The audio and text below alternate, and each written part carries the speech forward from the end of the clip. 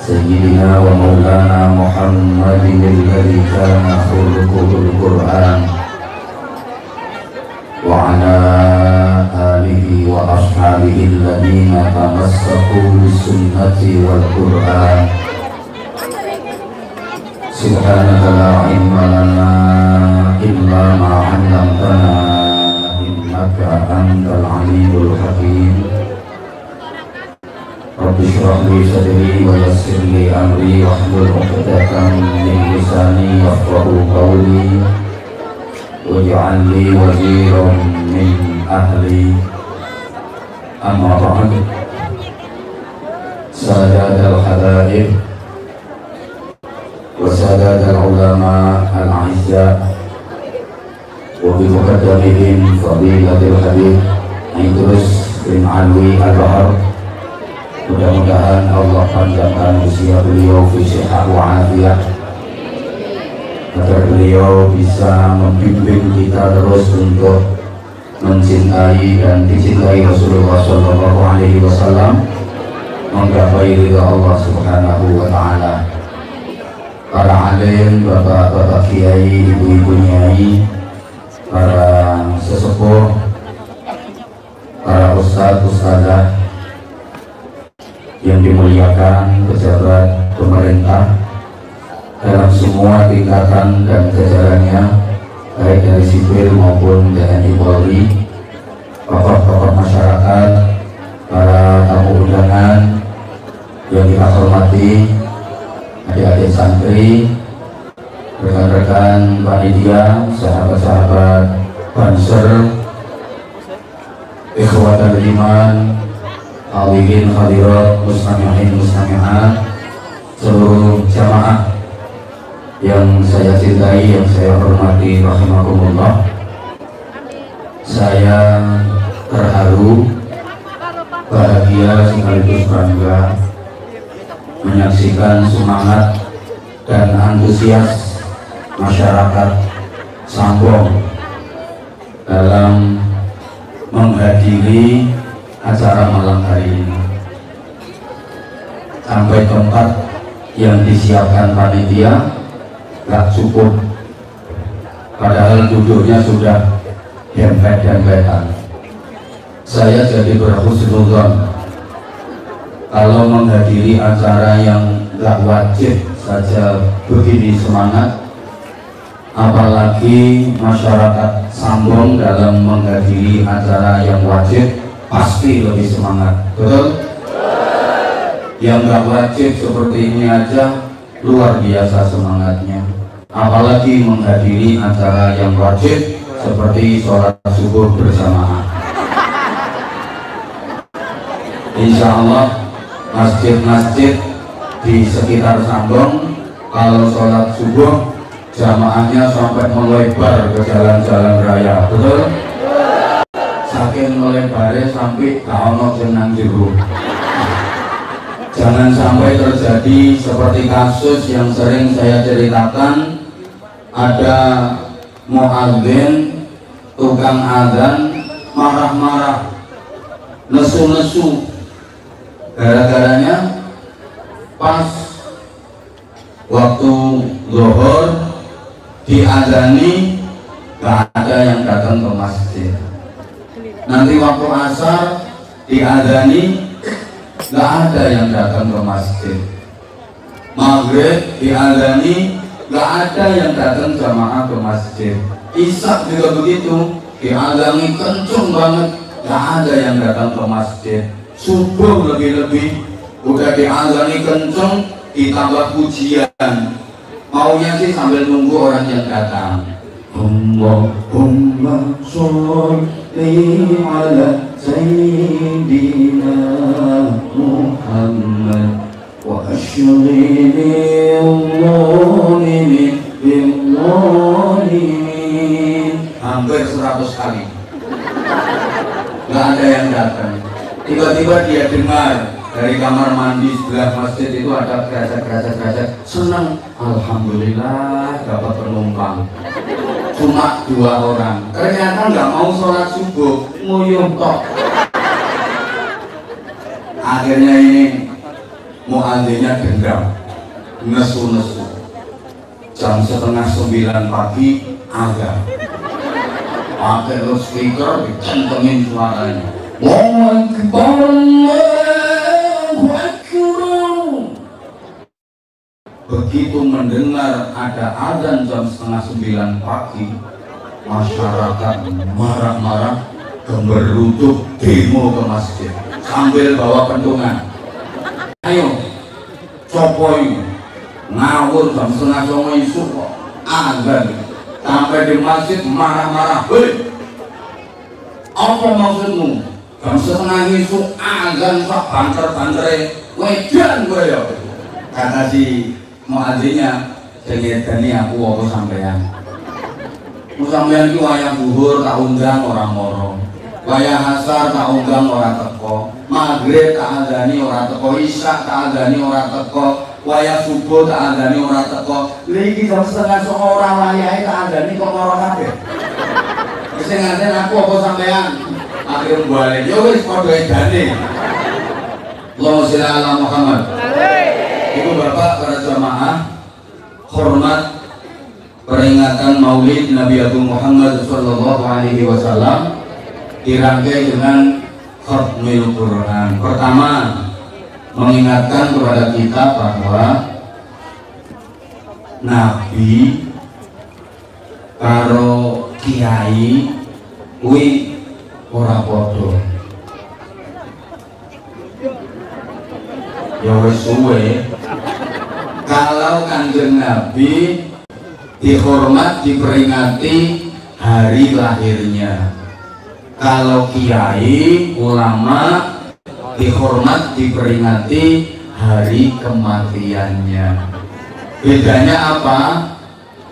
Pertama, Nabi itu ikhlas, hidupnya ikhlas, seluruh aktivitas kehidupnya didasari dengan keikhlasan. Dalam memperjuangkan agama Allah, ikhlas, benar-benar lillahi ta'ala, bukan karena apa-apa, bukan karena siapa-siapa, tanpa pamrih. Itu Nabi berjuang benar-benar ikhlas. Lah nek kiai ceramah sing nganggo nyuguhi ngombe, isih nyiapi konsumsi, isih maringi.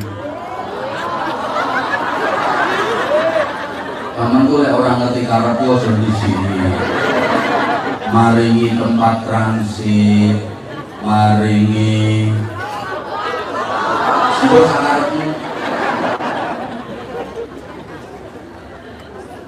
kalau Kanjeng Nabi mulai lahir sampai wafat baik, sedikit pun nggak ada celah, nggak ada kekurangan, apalagi cacat.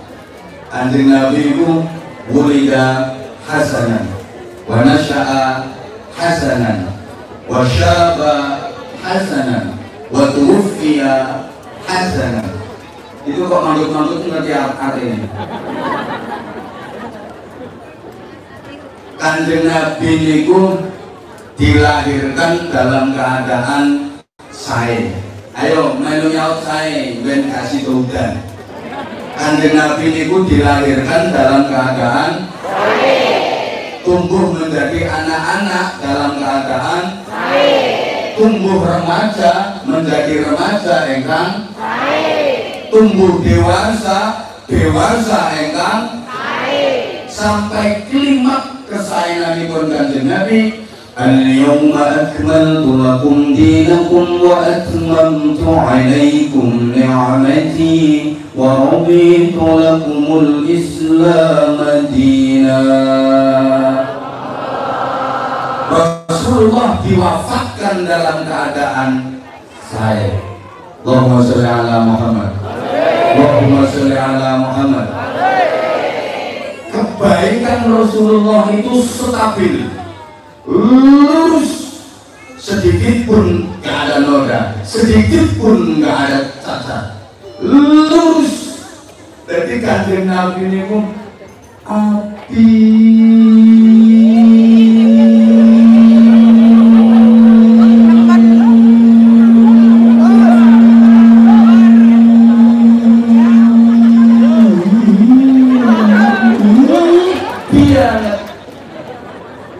sama sekali nggak ada kekurangan, sama sekali nggak ada kejelekan sedikit pun. Allahumma sholli ala Muhammad.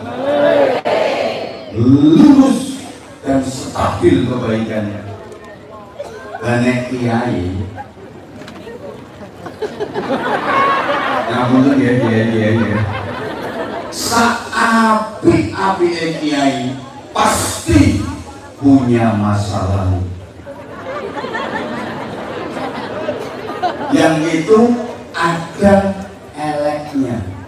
Bisa ini dari kiai ngapunten ya. Ini biar nalika ten pondok nate nyesap sandal. Dua orang. Seapi-api kiai pasti punya masa lalu. Yang itu ada jeleknya. Om aku wae tahu. Dulu waktu masih kecil, bulan itu nate nyolong jambu. Sampai saiki jengkelingan. Jadi habis subuh, lo gara-gara cerita nyolong jambu malah udan. Allah. Dan insya Allah nggak hujan. Bismillah ya Allah. Bibarakati maulid Nabi Muhammad sallallahu alaihi wasallam, bibarakatil Quran. Ya Allah. Ini pawangnya ngantuk banget. Dilanjut bener. Betul nama ya. Bismillah. Sing godanan gandarane tambah akeh. Bismillah ya Allah. Bibarakati maulid Nabi Muhammad sallallahu alaihi wasallam, wa bibarakatil Quran. Panjenengan paringi terang ya Allah. Dulur-dulur kula badhe ngaji hormat maulid Nabi ya Allah. Pun alon-alon kula yo nate. Kula biyen nek turu niku ten masjid, setli rampung subuh badhe mulai niku kula nyolong jambune tangga.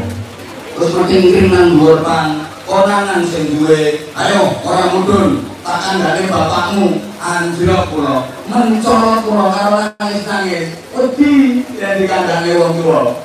Kuwi bocah biyen, nek bocah saiki bagaimana nyolong jambu nang dhuwur pang, konangan sing duwe kok diwedeke. Ayo ora mudhun tak kandhane bapakmu. Apa-apa kandhane, bapak nang dhuwur kan.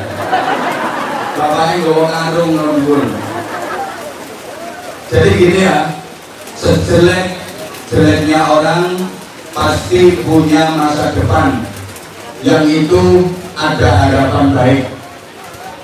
Enggak usah insya Allah. Sebaik-baiknya orang tolong didengarkan, terutama pasukan-pasukan plastik. Zaman saya mantap, saya yakin gak usah. Nanti ujiannya setelah ngaji ini selesai.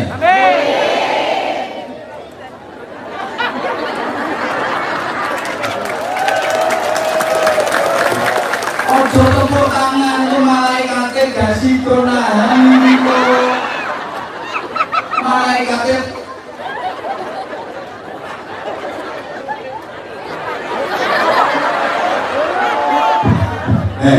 kok nek sampeyan tepuk tangan, malaikat sing nahan udan ki melu tepuk tangan. Muncul udan meneh. Insyaallah. Apa ini? Sejelek-jeleknya orang pasti punya masa depan yang itu ada harapan baik. Sebaik-baiknya orang pasti punya masa lalu yang itu ada jeleknya, kecuali Rasulullah Muhammad Sallallahu Alaihi Wasallam. Insanul kamil, manusia sempurna kebaikannya. Allahumma sholli ala Muhammad. Tak langsung ke poin. Rasulullah diutus sebagai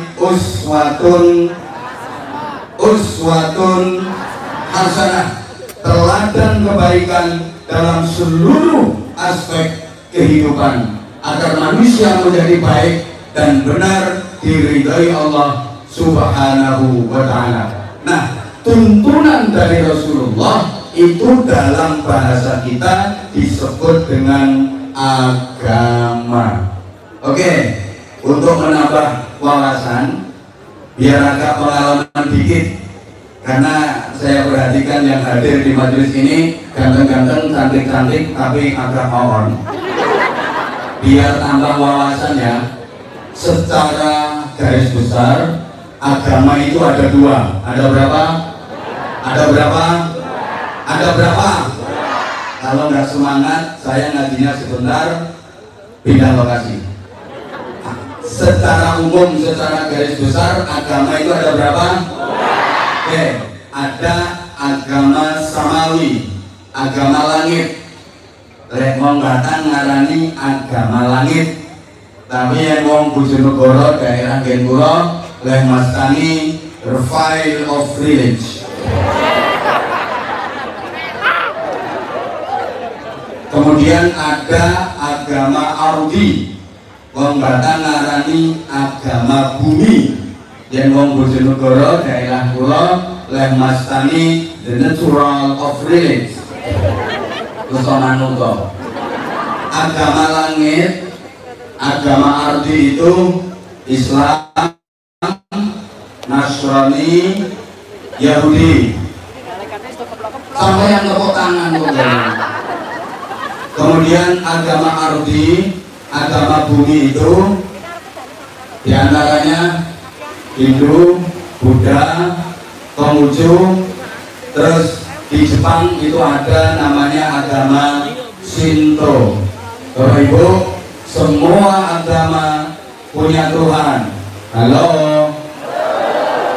Kita umat beragama Islam, Tuhannya Allah Subhanahu wa ta'ala, yang kita wajib meyakini tidak ada ilah, tidak ada Tuhan yang berhak ditaati dan disembah kecuali Allah Subhanahu.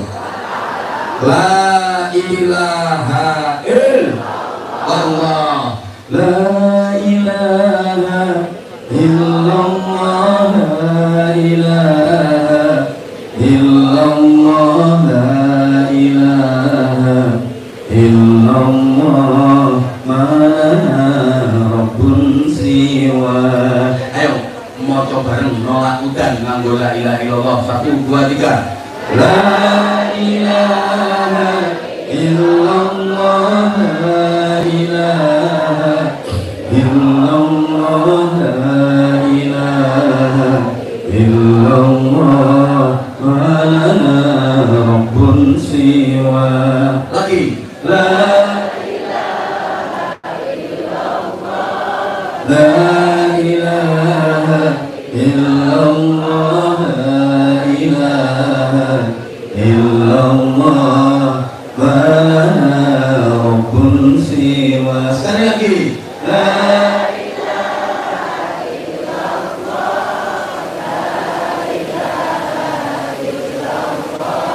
la ilaha illallah, wa lana rabbun siwa. Rabbuna rabbul qulubi wa huwa 'allamul ghuyub, isyuruqi wa fil ghurubi nuruhu yahdil absar. Kok malah terus gara-gara sama tepuk tangan mau. Rabbuna rabbul qulubi wa huwa 'allamul ghuyub, isyuruqi wa fil ghurubi nuruhu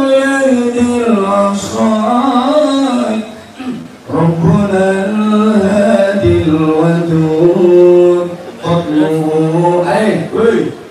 Tenang saudara, tenang. Wes iki mari aku nyanyi bane rampung.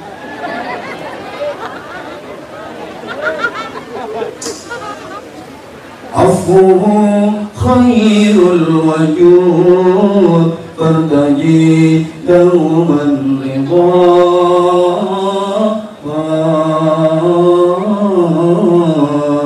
fartaji dauman ridha. La ilaha illallah, la ilaha illallah, ma lana rabbun siwa. Allahumma shalli ala Muhammad. Kalau saudara kita yang beragama Nasrani, Tuhannya Trinitas. Ada Tuhan Bapa, Tuhan Anak, Roh Kudus. Saudara kita umat Hindu, Tuhannya Trimurti. Ya ada pengalaman sampean. Ada Brahma, Wisnu, Shiva. Umat Buddha, Tuhannya ada Tuhan kecil, ada Tuhan besar, Dipayana dan Mahayana. Lewong Jepang, agama Shinto, itu Tuhannya namanya Amaterasu Ohomi Kami. Tangan Yowis. Punya anak laki-laki namanya Ninigino Mikoto. Punya anak perempuan namanya Ninini Mikoto. Punya anak laki namanya Makoyoto. Punya anak laki namanya Hirohito. Saya dari jenenge kaisar. Yang terakhir Ajinomoto. Semua agama punya kitab suci. Kita umat Islam kitab sucinya Al-Quran. Ini di Khatmil Qurani. Saudara kita yang beragama Nasrani di Indonesia, Kristen, kitab sucinya Bible atau Injil. Itu macam-macam Bapak Ibu. Ada perjanjian lama, ada perjanjian baru, ada Markus, Matius, Lukas, Barnabas, Yohanes, macam-macam. Ya penceramah ya kudu pengalaman. Gak ngene ya ora laris. Umat Hindu, agama Hindu kitab sucinya Weda. Sedangkan agama Buddha kitab sucinya Tripitaka. Lewong Jepang agama Shinto itu mereka punya kitab suci namanya Nihini Yiniski. Aku yang orang ngerti. Kita wajib meyakini dengan seyakin-yakinnya bahwa Al-Quran adalah kitab suci yang terbaik dalam keyakinan Islam. Allahumma sholli ala Muhammad. Allahumma sholli ala Muhammad. Kitab suci yang paling mulia. Tolong perhatikan ya. Di antara mukjizatnya Al-Quran satu saja. Al-Quran yang begitu tebal, 30 juz, 114 surat, bisa dihafal di luar kepala tanpa terlewatkan satu huruf pun. Coba carikan di dunia ini kalau ada buku yang tebal yang bisa dihafal di luar kepala tanpa satu huruf pun terlewatkan. Gak bakal ada kecuali Al-Quran. Maka di mana-mana banyak lomba musabaqah hifdzil Quran, lomba hafalan kitab suci Al-Quran. Tapi penjenengan nggak mungkin pernah dengar ada lomba hafalan kitab Injil. Ada? Lomba hafalan kitab Weda, lomba hafalan kitab Tripitaka, nggak akan ada. Karena memang nggak bisa dihafal. Sealim-alimnya umat beragama lain, gak ada yang hafal kitab sucinya secara utuh tanpa terlewatkan satu huruf pun, kecuali di Islam. Anak kecil aja bisa hafal 30 juz 114 surat tanpa terlewatkan satu huruf pun. Sudah cili-cili apa sing gede-gede berapa? Bahkan maaf, orang yang tunanetra gak bisa melihat, bisa hafal Quran. Bukankah ini mukjizat? Lagi satu, jenengan sering gak sadar bahwa setiap huruf Al-Quran itu sesungguhnya adalah nafasnya Rasulullah SAW. Setiap huruf Al-Quran itu adalah suara Rasulullah SAW. Maka ketika jenengan membaca Al-Quran, berarti nafasmu bersentuhan dengan nafasnya Rasulullah, suaramu berpadu dengan suara Rasulullah. Kapan? Ketika dirimu membaca Al-Quran. Betapa mulianya orang yang membaca Al-Quran. Maka jangan sampai ada hari kita lewatkan tanpa membaca Al-Quran. Kalau bisa ikut program ODOJ, One Day One Juz, 1 hari 1 juz. Kalau keberatan ya one day setengah juz, 1 hari setengah juz. Mending setahun bisa khatam 6 kali. Masih keberatan one day 1/4 juz, setahun masih khatam 3 kali. Keberatan one day one lembar. Lewis mentok gak iso mopo yo kuwi geresen terus najan ming sak ayat.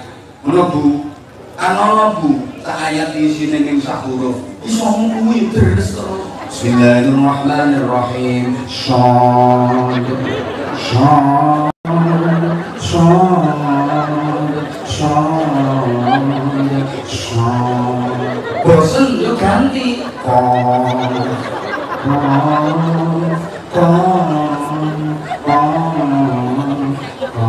Bosen ganti meneh.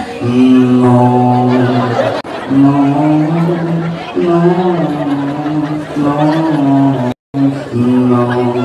Katok sedekah. Besok nambah 20. Bismillahirrahmanirrahim. Yasin Yasin Yasin Yasin Yasin. Ben variasi yo ganti.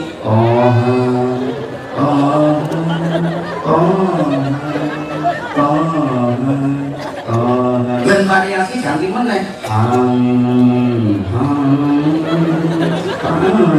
Nek katok yo soda. Jangan diremehkan walaupun 1-2 huruf. Itu berarti nafasmu ketempelan nafasnya Rasulullah. Karena Al-Quran adalah nafas Rasulullah. Suaramu berpadu dengan suara Rasulullah. Karena Al-Quran adalah suara Rasulullah Sallallahu Alaihi Wasallam. Allahumma salli ala Muhammad. Allahumma salli ala Muhammad. Nah, kita wajib meyakini Al-Quran yang paling mulia. Maka apapun dan siapapun yang bersentuhan dengan Al-Quran pasti mulia. Coba semuanya jawab ya. Ini saya buktikan bahwa siapapun yang bersentuhan dengan Al-Quran pasti mulia. Al-Quran diturunkan oleh Allah yang maha mulia. Ayo semuanya semangat. Al-Quran diturunkan oleh Allah yang maha mulia melalui malaikat Jibril. Malaikat Jibril adalah malaikat yang paling mulia. Disampaikan kepada Rasulullah, Nabi Muhammad adalah makhluk yang paling mulia. Turunnya pada bulan Ramadan, sehingga Ramadan menjadi bulan yang paling mulia. Diturunkan pada satu malam, yang malam itu disebut Lailatul Qadar. Maka Lailatul Qadar menjadi malam yang paling mulia. Sehingga siapapun yang bersentuhan dengan Al-Quran, dunia akhiratnya pasti akan menjadi orang yang mulia. Allahumma shalli ala Muhammad. Siapapun yang membaca Al-Quran pasti mulia. Siapapun yang memahami Al-Quran pasti mulia. Siapapun yang mengkaji Al-Quran pasti mulia. Siapapun yang mengamalkan Al-Quran pasti mulia. Allahumma shalli ala Muhammad. Man arada an yatakallama ma'allah Falyaqra'il Qur'an. Siapa yang ingin berkomunikasi sama Allah, bercakap-cakap sama Allah, lek bahasane wong sambong omong-omongan karo Gusti Allah, monggo becik maca Al-Qur'an. Maca Al-Qur'an niku omong-omongan karo Gusti. Subhanallah. Kita diberi wasilah oleh Allah untuk bisa komunikasi dengan Allah melalui Al-Qur'an. Satu keistimewaannya lagi, Nabi Muhammad SAW bersabda, Inna lillahi ta'ala ahlun fil ard. Sesungguhnya Allah punya keluarga di bumi. Keluarga di sini bukan dalam pertanian darah, tapi keluarga di sini dalam hal diperhatikan, disayangi, dan benar-benar dicintai. Para sahabat bertanya, hal lillahi ahlun ya Rasulullah. Apakah Allah punya keluarga wahai Rasulullah? Nah, lillahi ahlun fil ard. Ya, Allah punya keluarga di bumi. Manhum, siapa mereka? Alladzina yaqra'una al-Qur'an ghuduwan wa 'ashiyya. Orang-orang yang rajin membaca Al-Qur'an. Bahkan Nabi menjelaskan dengan sumpah beliau, wallahi man akramahum akramahullah wa man ahanahum ahanahullah. Demi Allah, siapa yang memuliakan para pembaca Al-Qur'an, dia akan dimuliakan oleh Allah. Dan demi Allah, siapa yang menghina, meremehkan para pembaca Al-Qur'an, dia juga akan dihina, diremehkan oleh Allah. Na'udzubillah min. Oke, maka teman sekalian, orang yang rajin membaca Al-Qur'an itu besok di hari kiamat nggak usah bingung-bingung cari alamat surga. Baru bangkit dari alam kubur udah dijemput sama panitia. Dituntun dijak nang swarga. Enak kalau sing jemput. Tapi Pulau Saman kan nggak begitu pengaruh daerah kono. Dijemput dijak nang swarga. Alhamdulillah. Allahumma sholli ala Muhammad. Oke, sekarang kita lanjut. Agama apapun bisa tegak dengan 3 dimensi. Ada dimensi ritual, ada dimensi sosial, ada dimensi intelektual. Gak ngerti ya wis kok tak omong. Pertama, dimensi ritual. Ini yang berkaitan dengan ritus-ritus religius. Lek wong sambong ngarani peribadatan. Wis mulai. Di Islam ada sholat, haji. Saudara kita Kristen, mereka ada misa, kebaktian. Kersane rondo pengalaman. Terus wong Hindu ya gue arane aku ora ngerti. Gue semedi, gue apa berapa. Buddha juga ada. Yoga apa, meditasi apa namanya tetap ada. Ritus religius peribadatan. Bahkan sing kejawen semacam Purba Kayun, Darmo Gandul. Ini Darmone kudu katut, nek ora katut kok dadine gandul-gandul. Itu juga ada ritus religiusnya. Nah ini kita bangsa Indonesia sekarang ini bahkan udah masuk ekstrim ritual. Mohon maaf ya, saya katakan ekstrim ritual karena masyarakat kita opo wae dihubungke karo agama. Semua dikaitkan dengan agama. Ini yang saya maksud ekstrim ritual. Sehingga jangan heran, di Indonesia ini kalau udah menyangkut agama, sensitifnya luar biasa. Masyarakat paling mudah diadu domba, diprovokasi, hidup pakai isu agama. Betul? Betul? Kita memang udah masuk ke wilayah ekstrim ritual. Opo wae di agama no. Sampai istilah itu banyak yang pakai istilah agama. Coba masjid, gereja, pura, wihara, kelenteng itu disebut rumah ibadah. Loh, ono omah kok ibadah? Ya Allah, saya gak paham ya. Bajunya bapak-bapak itu seringkali disebut baju muslim. Apa syahadat? Loh gitu? Ibu-ibu biasa pakai busana muslimah. Kelambimu mulai syahadat kapan?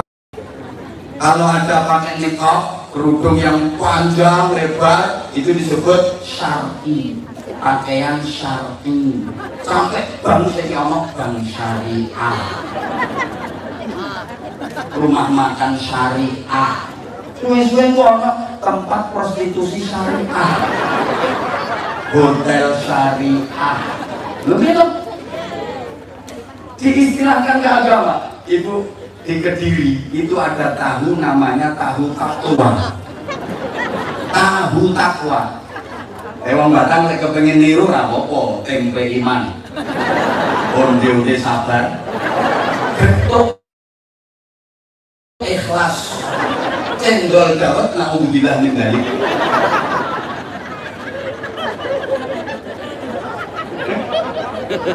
Wes kabeh-kabeh dikaitkan dengan agama. Sampai kalau ada pohon cemara katanya itu pohon Kristen. Loh, cemara itu dibaptis kapan? Engko pohon kurma jare pohon Islam. Berarti lek ngono wong Kristen gak oleh mangan kurma. Wong Buddha gak entuk mangan kurma. Itu yang saya maksud, kita itu kadang terlalu over. Ngerti ora ya? Ngerti nggak? Ngerti nggak? Ya wes, saya ngerti. Jujur, saya sering sampaikan kritik di mana-mana. Indonesia ini terlalu banyak mau'idhah hasanah, tapi sangat kekurangan uswatun hasanah. Akeh wong sing pinter pidato, tapi ora pinter dadi contoh. Guyumu ra penak. Maksudmu akun, harapmu. Sehingga banyak ceramah, tapi tidak terarah, tidak mampu membenarkan jamaah, gak menimbulkan maslahat. Indonesia ini acara opo wae mesti ono mau'idhah hasanah. Ayo coba, Maulid Nabi, mau'idhah hasanah. Nanti sebentar lagi Rajab, Isra Mi'raj, mau'idhah hasanah. Syaban menjelang Ramadan, menyongsong Ramadan, mau'idhah hasanah. Bulan Ramadan ada peringatan nuzulul Quran, pasti ada mau'idhah hasanah. Nanti udah masuk Lebaran, halal bihalal yo mau'idhah hasanah. Habis itu mulai pemberangkatan haji, orang-orang syukuran mau berangkat haji yo mau'idhah hasanah. Lamaran mau'idhah hasanah. Orang nikahan walimatul nikah, walimatul arus mau'idhah hasanah. Mantrene meteng walimatul hamil mau'idhah hasanah. Punya anak syukuran tasmiyahan, walimatul tasmiyah mau'idhah hasanah. Anaknya dikhitan, walimatul khitan yo mau'idhah hasanah. Saya nggak pernah diundang semua acara-acara itu. Yang belum tinggal satu, saya belum pernah menerima undangan mau'idhah hasanah dalam rangka walimatul pegatan.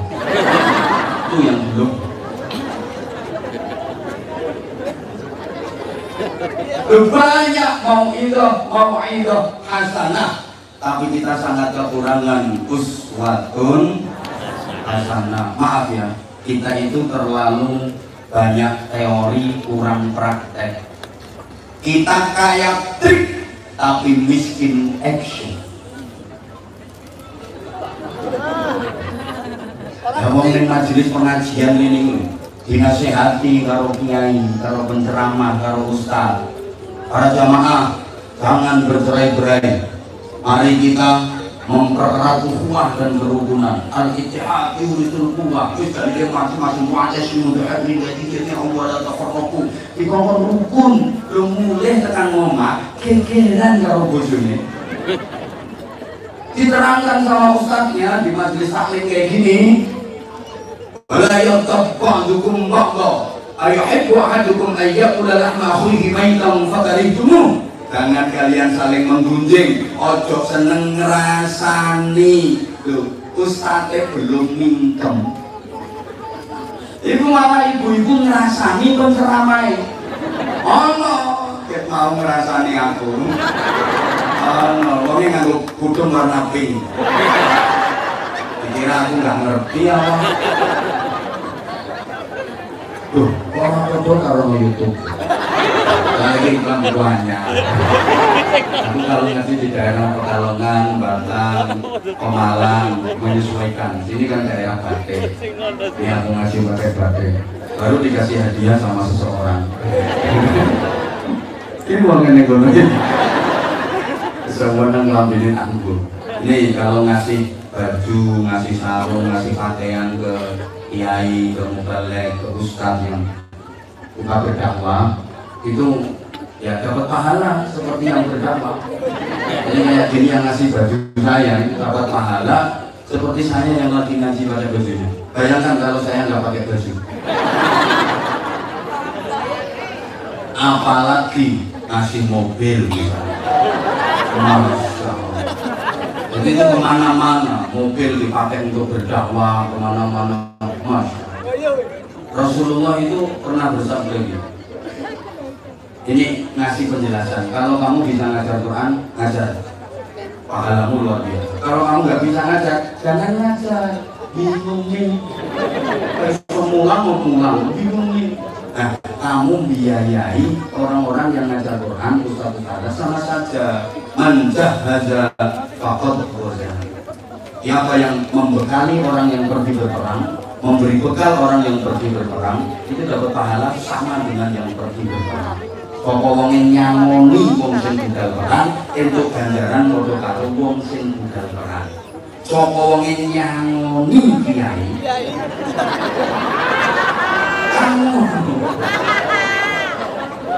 Allahumma sholli ala Muhammad. Oke, saya ulang ya. Kita itu terlalu banyak trik tapi kurang action. Maaf. Kita yang punya innallaha yuhibbut tawwabin wa yuhibbul mutatahhirin, tentang kesucian, tentang kebersihan. Bahkan di mana-mana itu ada tulisan an-nadhafatu minal iman. Yang punya kita. Tapi yang mengamalkan malah orang lain. Sorry. Seluruh dunia. Kota yang terkenal paling bersih, rapi, 1 Tokyo, 2 Singapura. Dan itu bukan kota milik umat Islam. Sedangkan kota yang terkenal kumuh, kotor, kemproh, langganan banjir, siapa mau Bojonegoro? Itu biyen. Lagi Bojonegoro jadi metropolitan. 2/3 cadangan minyak mentah Indonesia itu blok cepu milik Bojonegoro. Tak stop, garing wong datang. Macam-macam. Kita yang punya an-nadhafatu minal iman, kebersihan adalah bagian dari iman. Tapi tempat-tempat ibadah orang lain bersih-bersih, baunya harum-harum, wangi-wangi. Taman Lebuh gereja, wangi-wangi, harum-harum. Ayo, ning masjidmu samping ditulis an-nadhafatu minal iman, kebersihan adalah bagian dari iman. Dajali sampean Lebuh jedingin, nolak pesingnya di mriku derajat. Jeding-jeding. Toilet, kamar mandi sampai masjid milik umat Islam itu rata-rata pesingnya standar internasional. Pesing di dunia wal akhirah. Ngono tulisannya an-nadhafatu minal. Di dalam masjid, maaf, ono telek tetep orang disuceni, cuma dibunjeri kapur. Ditulisi awas telek. La haula wala quwwata.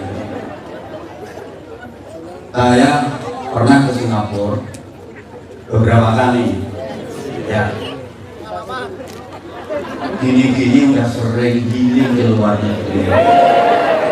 Anggitmu kaya wong sambong, ngurip mengutat, sugih ora tau numpak pesawat, ora tau ngerti pramugari, ngertimu bojomu sing buret-buret, cangkeme ndremine.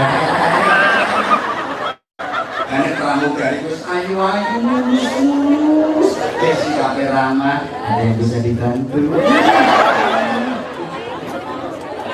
Mana yang kali-kali di luar negeri, no sambong. Biasanya kalau ke luar negeri itu kalau sing takon, ngapain? Ngarit. Ngaji. Itu diajak jalan-jalan sama panitia. Naik perahu di sungai. Terus ini masa naik perahu kuburan.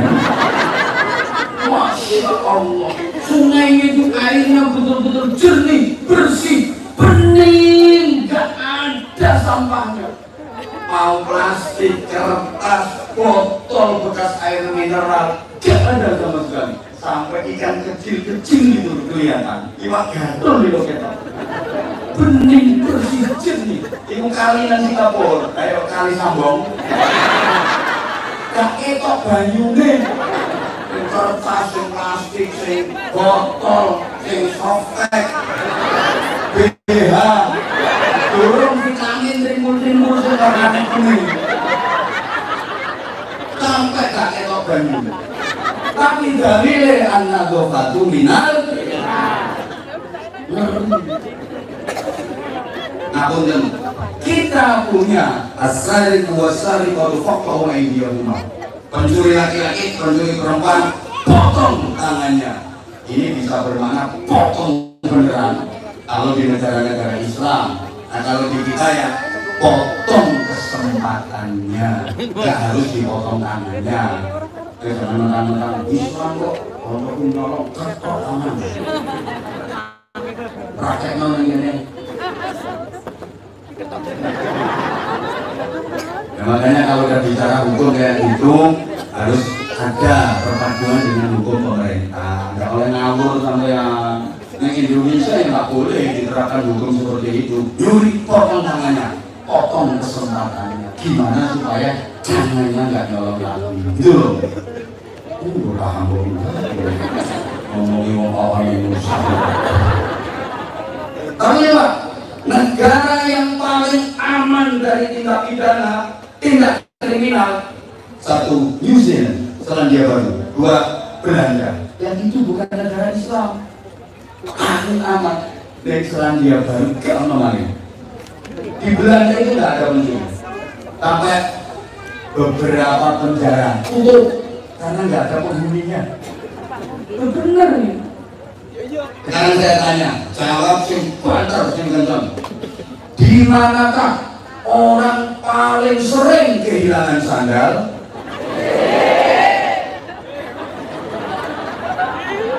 Masjid. Padahal masjid itu rumah Allah. Allah Maha melihat. Lu kok sandal sering hilang? Aku ngomong keliru. Ya keliru hanya sikil-musikil PKI. Keliru kok berdino. Ironi kan, masjid tempat ibadah umat Islam. Masjid diyakini sebagai rumah Allah. Umat Islam juga yakin Allah selalu melihat. Tapi kok sandal sering hilang? Takdir.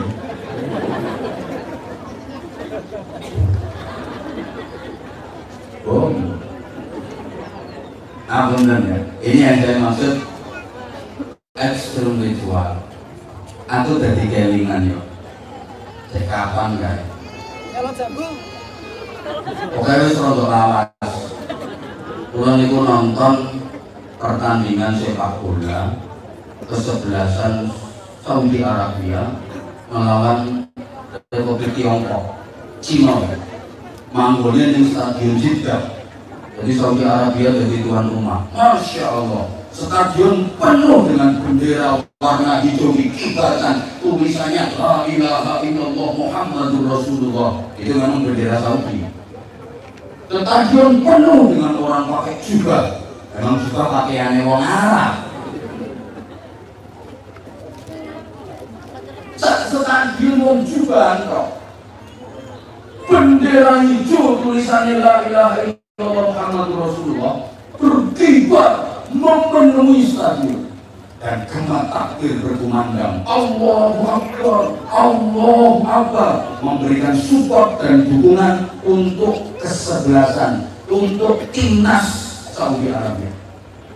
Hasil akhir pertandingan itu 09 menang Cina. Aku mikir, ya Allah Akbar kalah karo Singkek. Ya Allah Akbar kok kalah karo hanya. Ini penting menang ya. Apa salah la ilaha illallah Muhammadur Rasulullah-nya? Enggak. Apa salah Allahu Akbar-nya? Enggak. Dudu cak-cakane Allahu Akbar jadi gawe dukung bal-balan. La ilaha illallah Muhammadur Rasulullah gak digawe dukung pertandingan bola. Jangan salah, bukan berarti Allahu Akbar gak mandi. Salah sasaran. Gak percaya. Undang Kiai Sewu sing terkenal dongane paling mandi nek perlu sak Samsudin terus Indonesia. Ayo sapa? Ayo. Dipilih Kiai sak Indonesia sing paling ampuh dongane. Kongkon istighosa, kongkon dongake Timnas Indonesia musuhnya Real Madrid. Insya Allah banyak.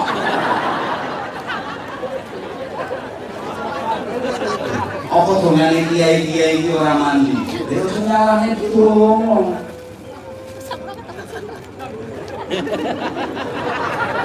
Orang cae kok bal-balan di istighosah.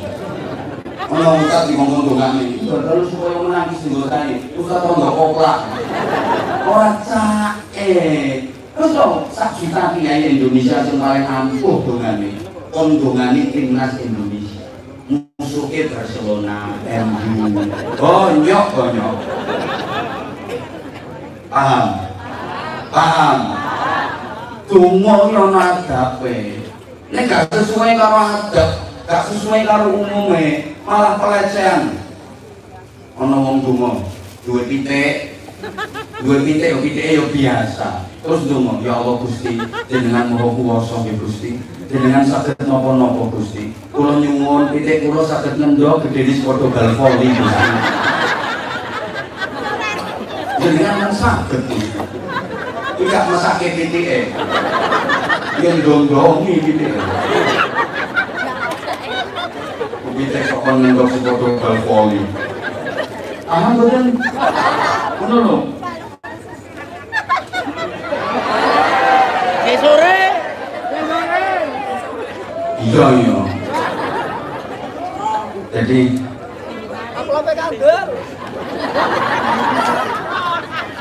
aku tahu kamu udah lama merindukan aku. Maunya kamu kan aku berlama-lama di sini kan? Udah terbaca. Sama aku juga rindu kok sama kamu. I love you semuanya.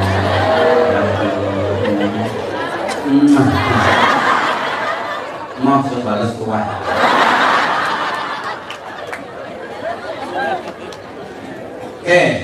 Ulama dulu sukses menyebarkan Islam, mengajarkan Islam, mengembangkan Islam bukan dari mau'idhah hasanahnya, tapi dari uswatun hasanahnya, bukan dari pidatonya, bukan dari ceramahnya, tapi dari contoh konkretnya.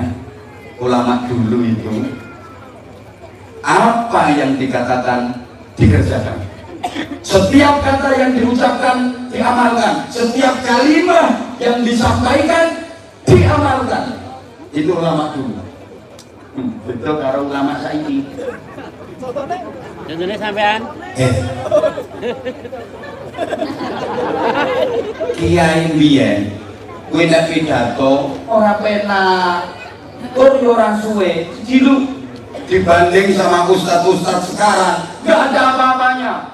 Coba buka medsos, klik YouTube, udah cari mau nyari ustadz yang kayak gimana, komplit di situ. Ustadz sekarang itu pinter orasi, argumentasi, diplomasi, danilin neritik, kiai dulu nggak ada apa-apanya. Ustadz sekarang ceramahnya enak-enak. Kalau kiai dulu ceramahnya gak enak. Itu gak suwe munggah panggung pidato. Assalamualaikum warahmatullahi wabarakatuh. Bapak Ibu para jamaah supados dicintai Allah derajate mulya donya akhirat, monggo ninggalaken salat tahajud nggih. Nggih, pun cekap semanten. Akhirul kalam. Assalamualaikum warahmatullahi wabarakatuh. Mudun mulih kiai. Tapi kiai yang nyuruh tahajud, beliau istiqomah rutin tiap malam qiyamul lail, tiap malam tahajud. Merintah tahajud, kiai ini yo istiqomah tahajud sehingga ampuh mandi jamaah paham kabeh. Dikongkon apa karo kiai ini? Kon tahajud. Kiai ini mau ngaji nerangke apa? Tahajud. Paham kabeh. Lu saiki ceramah sak jam setengah sing mbok apalke apa? Paling tekan komat lucu kiai. Coba mencari lucunya. Maaf ya yang nggak suka ngelucu, maaf. Kenapa saya ceramah ada lucunya, ada humornya? Itu satu, untuk memudahkan pemahaman. Kali yang dihadapi maaf banget, masih di bawah rata-rata. Ya, kalau ngaji di pesantren beda lagi. Maksudnya dari mana, marjanya kemana, ditunjukkan. Dalilnya apa ini ditunjukkan. Kalau ngaji di depan akademis beda lagi, kayak bahasanya beda, kalangan akademis. Nah ini kan kalangan jemburis.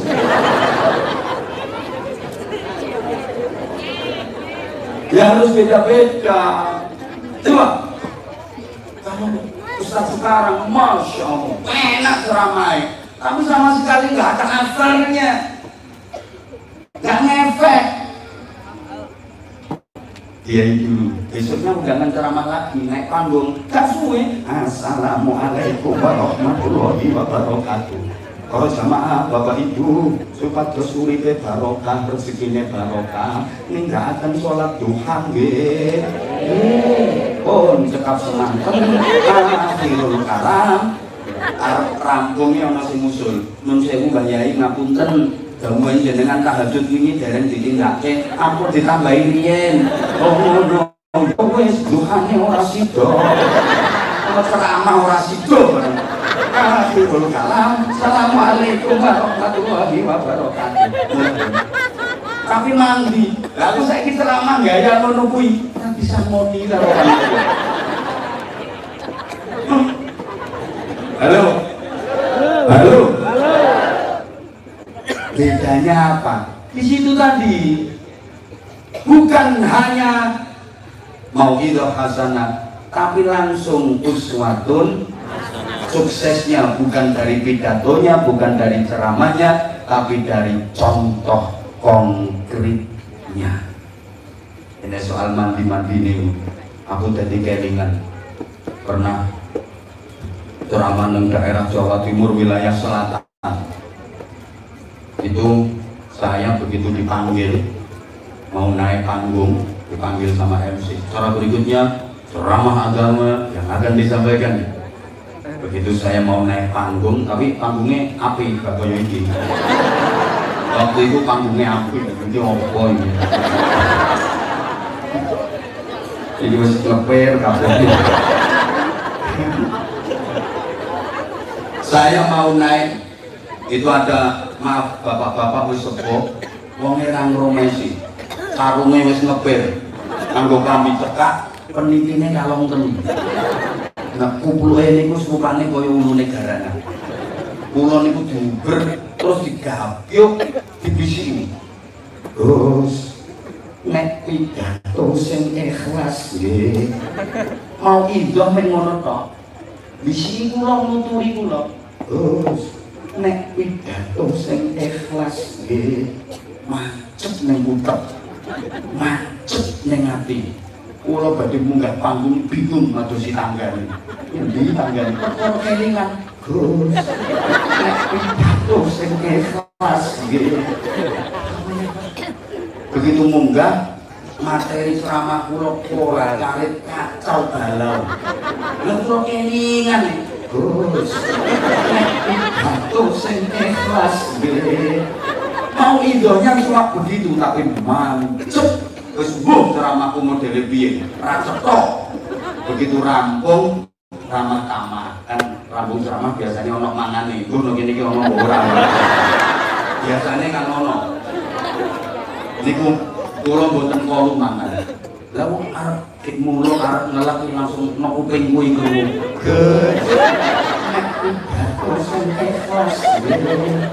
Masya Allah mancet.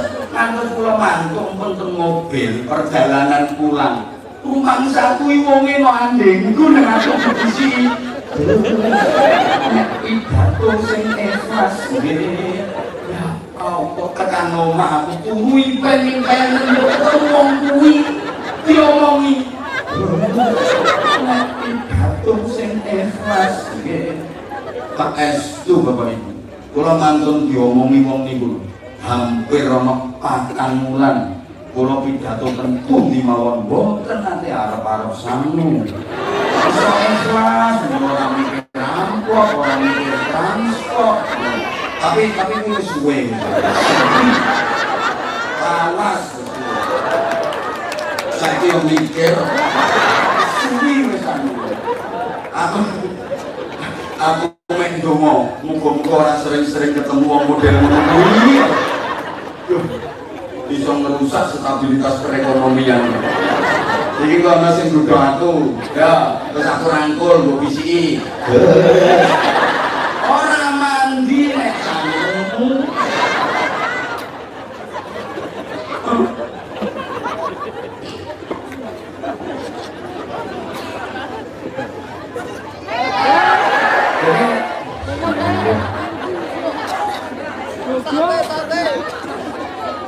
Jadi ulama dulu sukses-sukses itu dari contoh konkretnya. Gini para jamaah, Islam di Indonesia ini kan macam-macam. Ada 3 kelompok besar. Ada yang tatorruf. Woi, ya Allah, rumahnya tobu. Taman ben iso memilih dan memilah. Ini yang ekstrim, yang dikit-dikit haram, syirik, bid'ah, haram, syirik, bid'ah. Ekstrim lah. Ini biasanya dia taunya Islam hanya dari medsos.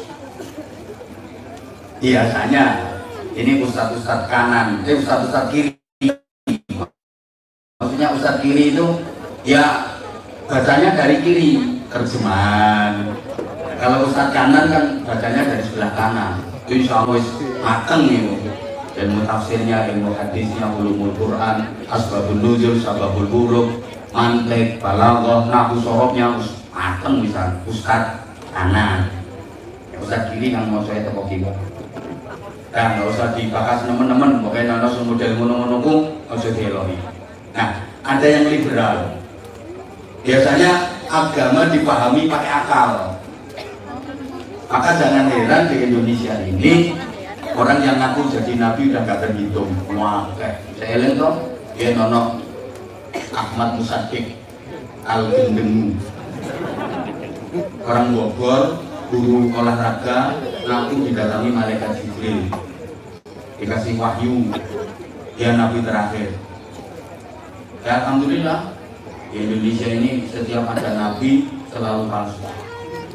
Sekarang ngaku nabi 3 hari kemudian ditangkap polisi. Ini termasuk prestasinya polisi Indonesia. Udah berapa nabi yang berhasil. Bahkan ada seorang perempuan namanya Lia Aminuddin, Lia Eden itu bikin komunitas Eden itu ngaku jadi malaikat Jibril. Sama di penjara. Itu mati wongnya. Di Malang itu ada mantan petinju namanya Yusman Roy. Dia mengajarkan sholat diterjemah pakai bahasa Indonesia dan pakai bahasa masing-masing. Daripada bahasa Arab nggak ngerti, alasannya begitu. Ini urusan sama Allah, ibadahnya sholat boleh diterjemah. Jadi mulai azan iqamah itu nggak pakai Allahu Akbar, Allahu Akbar, terjemah bahasa Indonesia. Jadi komatnya ya Allah besar, Allah Maha besar.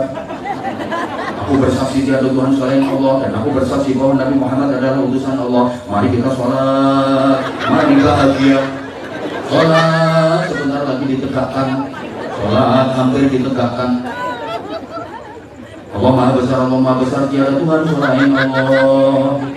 Nah nanti imam takbiratul ihramnya nggak pakai Allahu Akbar. Allah Maha Esa. Makmumnya juga gitu. Nah bareng makmum Jawa sing ora iso bahasa Indonesia. Allah gede banget. Ini makmum sing kedua kalane aja. Allah Maha Raja.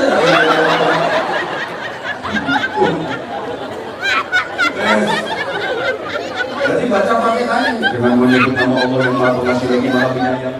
Segala puji bagi Allah yang terus dan yang alam, yang Maha Pengasih lagi Maha Penyayang, yang menjadi Raja pada hari kiamat. Hanya kepadamu kami menyembah dan hanya kepadamu kami mohon pertolongan. Tunjukkan kepada kami jalan yang lurus. Orang-orang yang kau berikan kenikmatan kepada mereka, bukan jalannya orang-orang yang bermukai, bukan pula jalannya orang-orang yang sesat. Itu kalau doline. Kamu yang amin yo. Kabulkan.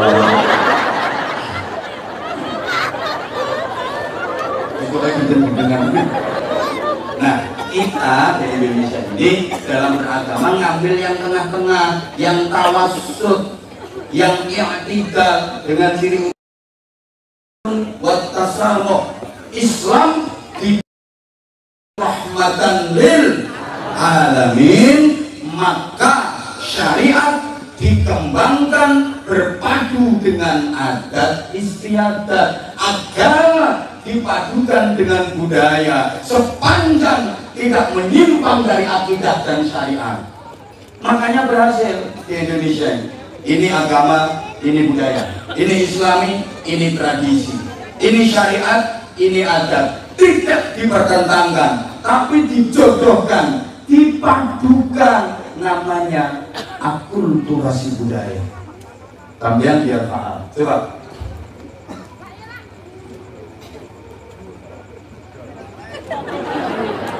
Boleh ngayu ra nemu. Portugis jajah Indonesia bukan cuma menjajah dari segi ekonomi, pengen menjajah akidah, gak berhasil.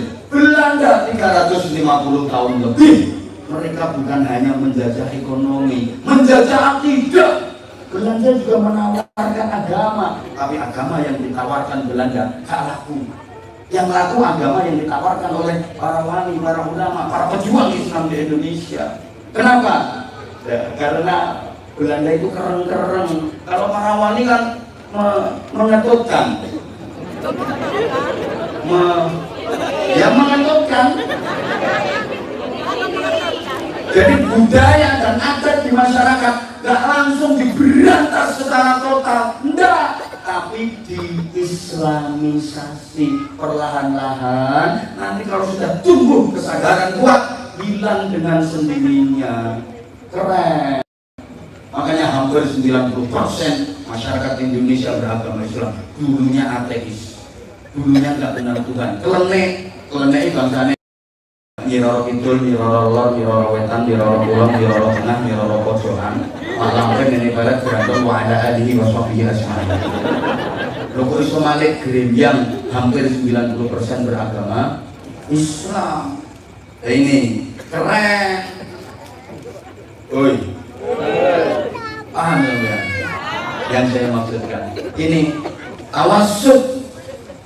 Jadi budaya ini penting, adat penting apa mboten?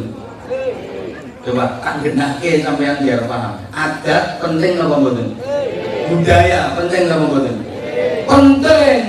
Contoh ya, memandang situasi dan kondisi itu penting. Ngapunten. Ayat Quran satu pun nggak ada yang salah, satu pun nggak ada yang keliru, mutlak kebenarannya. Siapa yang berani menyalahkan ayat Quran? Sini, tak angkemi. Makanya sampai anak perintah 300 ayat Quran harus direvisi. Yakin mengarep tuh, tak sejelitung, tak sangkemi apa. Rawani boleh saya ikutin, mesti den kok gak tepak nih.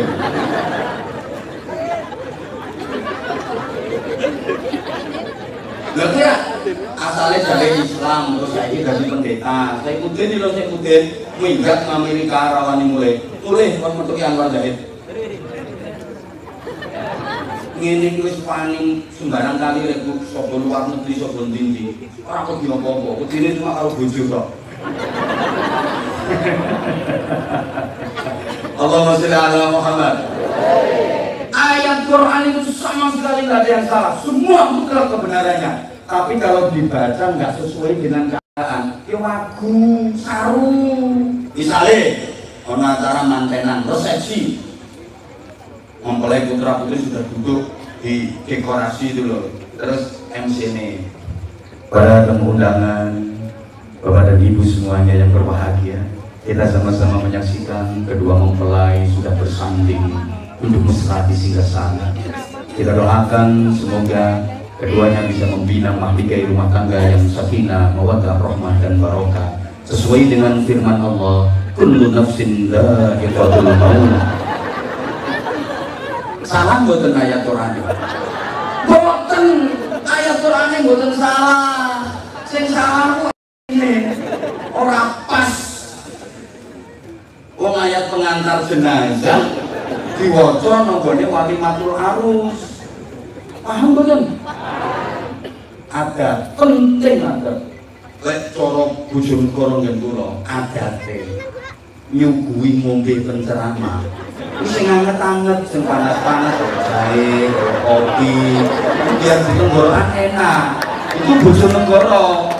Tapi nek sambung wis cukup ngene-ngene iki. Ya gak nyalahke wong adat.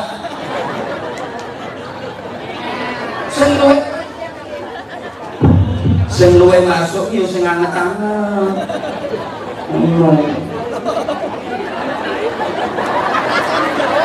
Terus nek Bojonegoro adate yo diparingi gelas kosong, diiling nunjuk nganggo gelas. Nek kene adate kan sedotan. Yo ora nyalahke wong adat. Termasuk Bojonegoro adate lek ana mubalek kiai omahe aku perjalanan jauh niku saderenge ceramah diaturi jarse. Iku nek Bojonegoro nek sambung yo garing. Wong sambunge nganggo adate malaikat. Aku tiwas mau perjalanan ora mangan babar gak mosok ora yo dikei mangan sampai panitia. Tekan kene dienggoke, yes, alhamdulillah transit mangan. Tibake ora. Nek kepung wong dipotak foto video selfie. Aku meneng ae. Rasane atiku.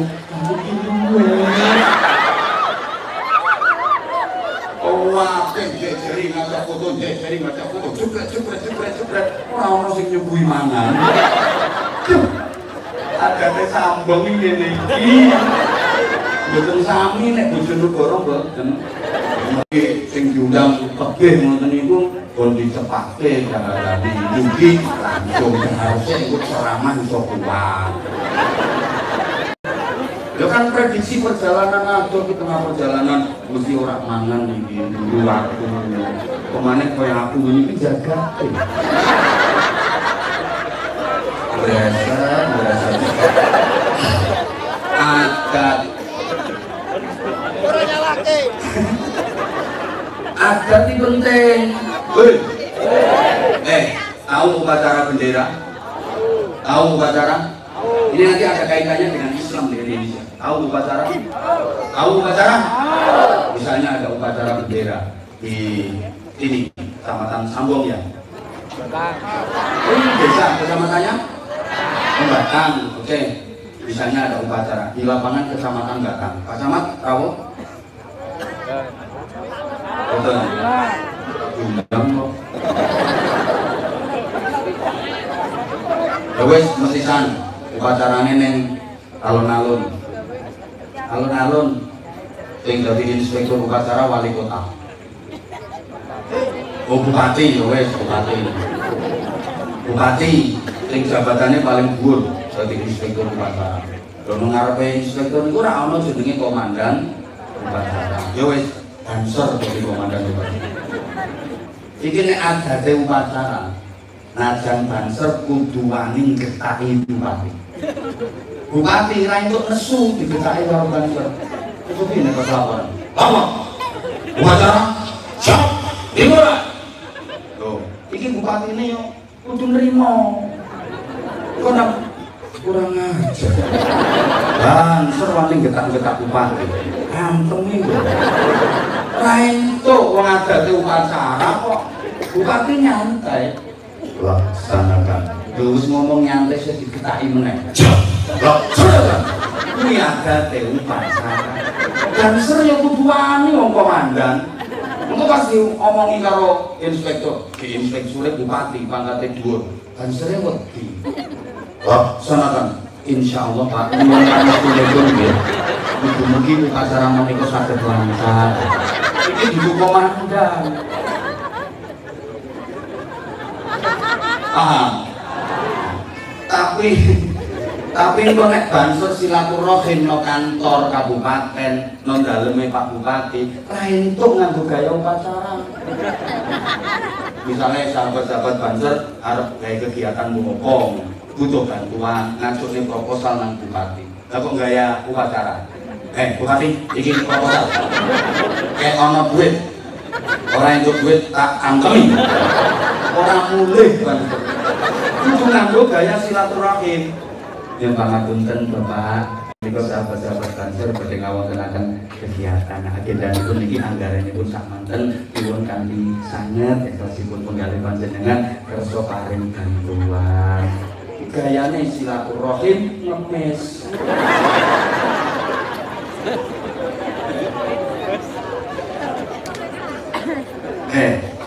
Salam. Saya nopo saya. Bukan salam saya nopo saya. Tapi ini nggak sesuai karo situasi, nggak sesuai karo adat. Ya saru, pagu. Salam itu beda-beda. Salamnya orang mau masuk rumah, orang namu. Assalamualaikum. Salamnya orang ketemu di jalan, nyapa, beda lagi. Bro, waalaikum. Beda kan? Santri ketemu kiai, bungkuk, melesok. Assalamualaikum. Beda lagi dong. Woi. Kiai mau ceramah, salamnya beda lagi. Suaranya digede-gede untuk memancing para jamaah biar fokus. Assalamualaikum warahmatullahi wabarakatuh. Tentara polisi udah biasa disiplin, biasa tegas, sampai salam pun tegas, diwasol gitu. Assalamualaikum warahmatullahi wabarakatuh. Penyanyi beda lagi. Penyanyi salamnya kan, hai selamat malam semuanya, assalamualaikum warahmatullahi wabarakatuh. Coba Anwar Zaid mau ceramah mengucapkan salam pakai gayane penyanyi, mesti jamaah kejian bertunggal. Paham? Kalau di Indonesia bungkuk salam Waalaikum ketemu kiai. Kalau di Arab mengangkat kedua tangan nadanya tinggi. Orang Arab Assalamualaikum. Orang Arab ketemu siapapun walaupun lebih alim, lebih sepuh, Assalamualaikum. Ayo santri ketemu kiai, salam nang adat Arab. Bayai, Assalamualaikum. Kiaimu semaput, kedua santri gendeng.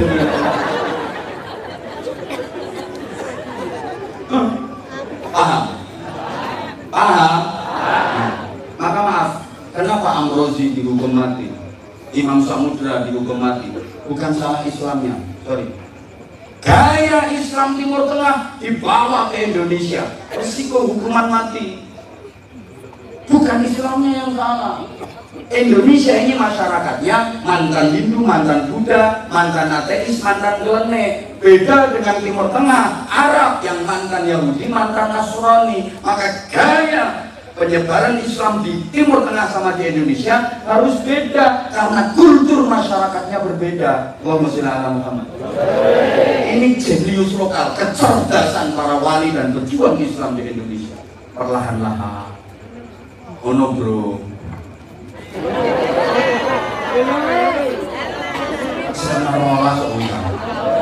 Halo. Tahu kan? Masyarakat kita dulu seneng sama budaya, seneng sama kesenian. Oke, para pejuang agama masuk ke ranah situ, gak langsung diharamkan, diikuti perlahan-lahan, disisipkan nilai-nilai agama. Nanti kalau sudah tumbuh kesadaran baru dihilangi secara bertahap. Andai kan nggak seperti itu, mungkin sampai sekarang Islam di Indonesia masih berkembang. Paham? Paham? Oke, oi. Bilang orang Jawa ini mau ngucapin Arab kan repot, susah. Mau ngomong syahadatain kangelan diwaca sekaten, itu maksudnya syahadatain. Kalimah syahadah angel, kalimo sodo. Ini orang ngerti ya, gue orang ngerti ya. Woi, coba mau ngucapin afun artinya ampunan. Repot kan, ilate wong sambung wong nguneke afun, metode. Akhirnya diambil enake apem. Itu artinya ampunan. Makanya lek nyelamati wong mati, wong sambung sampai saiki ana apeme. Kita faul biar dapat afun, ampunan. Orang mikir yang nyelamati wong mati lawan apem itu nggih. Kan ngerti apem? Apa jenenge? Hah? Ayo ampun, untuk kenyalun. Diulangi Rabbi firli wali walidayya warhamhuma kama rabbayani shaghira. Repot ka iso Rabbi firli wali walidayya angel Rabbi firli wali akhirnya jadi wali. Syamir khairan fatrukil bagha. Repot jadi Semar Gareng Petro Bagong. Syamir Camsut Kaliwondo bekerja keras, khairan melakukan kebaikan, fatruk meninggalkan, bawa kelanjutan. Ini filosofi kehidupan. Syamir khairan fatrukil bagha. Kombatan kangelan nguneke dadi Semar Gareng Petro. Udah, ini dimensi apa tadi? Apa tadi? Spiritual. Terang. Betul aku nyampe ke materi keduren nih, merah tekor. Berkaitan dengan ritus-ritus religius. Ini harus ada kekuatan spirit. Makanya maaf, kiai dulu sama kiai sekarang jauh bu. Biar dongane orang berjanji tapi ampuh-ampuh mandi-mandi. Orang fasih. Waduh, kontra wis entek ini. Aku mau setengah rolas menusik kok malaikat. Woi, malaikat sebentar. Duh. Tak pikir setengah 12 sudah selesai tadi. Allahumma sholli ala Muhammad. Masih dua, belum dimensi sosial dan dimensi intelektual. Walaupun beberapa memang ya sudah kita singgung, sekalipun nggak bisa utuh. Halo, halo. Kayaknya ini udah nggak memungkinkan untuk dilanjut. Salahnya sendiri, tadi kontraannya sampai jam setengah 12. Dah, insya Allah disambung di lain kesempatan. Kita doakan majelis Khatmi Quran ini lebih manfaat, lebih barokah. Demikian pula dalam menghormat peringatan Maulid Nabi ini, jangan hanya formal seremonial, jangan hanya aksi selebrasi, apalagi hura-hura koya-koya, tapi harus ada kesan mendalam. Ketiganya kita mendapatkan beberapa hikmah dari peringatan yang kita laksanakan. Semuanya mudah-mudahan maslahah manfaat barokah bisa menteladani uswah dari Rasulullah SAW hingga kita menjadi umat ijabah yang layak mendapatkan syafaat dari beliau. Al-Fatihah. A'udzubillahi minasyaitonir rajim. Bismillahirrahmanirrahim. Alhamdulillahirabbil alamin arrahmanir rahim maliki yaumiddin. Iyyaka na'budu wa iyyaka nasta'in ihdinas siratal mustaqim. Siratal ladzina an'amta 'alaihim ghairil maghdubi 'alaihim waladdallin. Rabbil walidayya wal mu'minina amin ya rabbal alamin. Allahumma shalli 'ala sayyidina Muhammadin wa 'ala alihi. Walhamdulillahi rabbil alamin. اللهم اجعل جمعنا جمعا مرحوما وتفرقنا من بعده تفرقا معصوما اللهم انك تعلم ذنوبنا فاغفرها وانك تعلم عيوبنا فاسترها وانك تعلم حاجاتنا فاقضها كفى بك وليا وكفى بك نصيرا اللهم ثبت ايماننا ونور قلوبنا وسلمنا بالدين والدنيا والاخره اللهم لك الحمد وبك الفرج واليك المشتكى وانت المستعان وإنك تكلم عليك البلاء ولا حول ولا قوة إلا بك اللهم سلمنا وسلم ديننا وسلم دنيانا وسلم آخرتنا ولا تسلم قناة إيماننا ولا تسلط علينا من لا يخافك ولا يرحمنا وارزقنا خير الدنيا والآخرة إنك على كل شيء قدير وبالإجابة جدير ربنا آتنا في الدنيا حسنة وفي الآخرة حسنة وقنا عذاب النار وقنا عذاب النار وقنا عذاب النار وادخلنا الجنة مع الأبرار برحمتك وفضلك يا عزيز يا غفار يا حليم يا ستار يا رب العالمين جزا الله عنا سيدنا محمد صلى الله عليه وسلم وأهله بفضل سبحان ربك رب العزة عما يصفون وسلام على المرسلين والحمد لله رب العالمين. Segala salah, segala hilaf saya Anwar Zahid mohon maaf. Wabillahi taufiq bila aqwamit thoriq. Assalamualaikum warahmatullahi wabarakatuh. Allahumma shalli ala Muhammad